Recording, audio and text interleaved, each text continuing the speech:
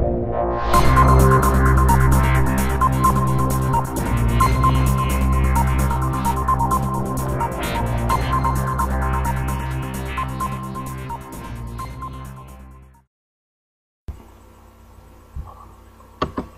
would love to play you back the recording that when I called NASA yesterday and I spoke with someone in your Washington, D.C. office, I was told that he's scared to death. He's going to denounce his citizenship and go back to the Philippines. Okay. That's what I was told by NASA yesterday when I called. Okay. Directly from your office. Did you record that conversation with their knowledge? I'm sorry? Did you record that conversation with their knowledge? Are you recording my conversation with that knowledge, sir? No. I'm sorry? No, I'm not recording any conversation. You're not recording any conversation with my knowledge, and NASA isn't either, and you can't get through it anyway. You want to leave a message, it rings and rings and then hangs up on you. Same with Wallow Island. So I would love to leave a message there. Could you give me a direct answer? Because it says you're the scientist here on the NASA website. Yeah, I'm involved in the project, but... You are a scientist, so then you know that this is experimental, you've never done it before? No, it's been done in the 1970s, it's been done recently in the 1990s and 2000. Oh, that's not what it said on this article here. It hasn't been done since 1970, the lithium release in the daytime. Why would it be done now then, sir? That's scary. Detailed information. If you could please send your comments by email. Okay, will you respond to my email if I send them? Happy to answer them, yes. You will. Okay, what was your email, sir? Douglas.e.Rowland, D-O-U-G-L-A-S. I'm sorry? E. Uh-huh. Rowland, R-O-W-L-A-N-D. At, NASA.gov. I'm sorry? NASA.gov. NASA.gov. Okay. Well, I will be expecting an email back from you then, sir. I appreciate it. Yeah, it's very important we communicate what we're doing to the public. We're very interested in making sure everyone knows what we're doing. We're not, we're a civilian space agency dedicated to science and research and so on. So we're very, very keen to make sure that the taxpayers know what we're doing and everything. So. Well, you know, when the article came out in the major newspapers, including the Huffington Post, there was no mention of lithium. Not one.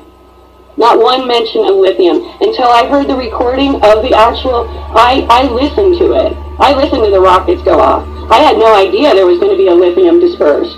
Until I heard payload, lithium dispersed. Right. There was lithium dispersed, and I'll be happy to talk to you about it. I think you might be under some misconceptions about what we're doing, but I'm happy to tell you any details that you need. Well, I know that it says in your article that you're doing it for communications. Okay, I'm happy to talk to you more about it. There are many reasons we're doing it. Okay. We don't understand how the wind in the upper atmosphere moves.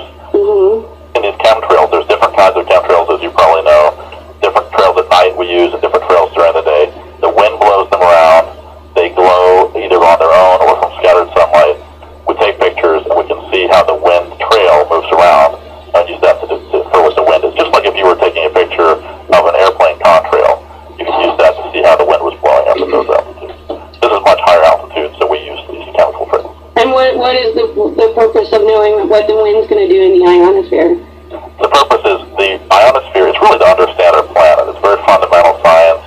We're trying to understand every day. We know there's electric currents that flow over the head. They're just naturally there. They've been there for ever since the Earth had an atmosphere and a magnetic field. And the wind is driven by the sun. The sun heats the atmosphere. The wind blows. And every day that wind drives an electric current.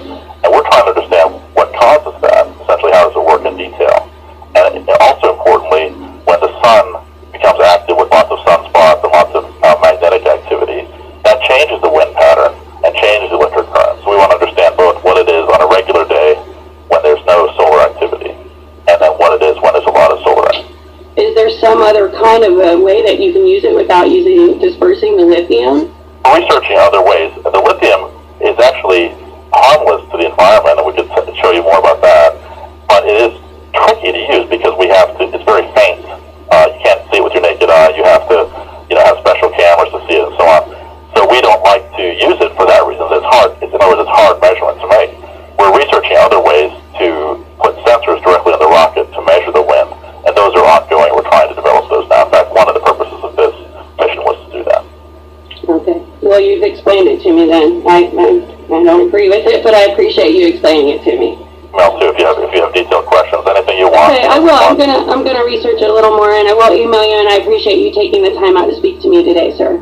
Yeah, you're calling. Not often we get to hear from members of the public and people who are really interested and concerned with what we're doing. And I really appreciate your time. I wish more people would call. I really do. I've called my senators. I've called my governor. You can't get through to anyone, sir. You can't get through to anybody. Yeah. I go to my city council. I live in rural North Carolina. They don't care. They laugh you out of there. There's no other recourse for us, sir, unless to talk to people directly and find out what is going on, because we're paying for it.